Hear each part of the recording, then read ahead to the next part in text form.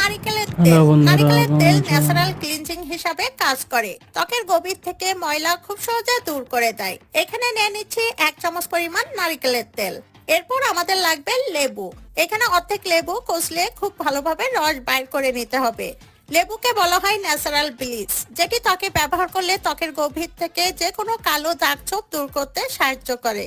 এরপর নিয়ে নিচ্ছি 1 চিমটি রান্নার হলুদ। আপনারা এখানে কস্তুরি হলুদ থাকলে কস্তুরি হলুদ ব্যবহার করবেন, তা না হলে কাঁচা হলুদও ব্যবহার করতে পারেন। এরপর আমাদের লাগবে টমেটো। টমেটোকে বলা হয় ন্যাচারাল ব্লিচ।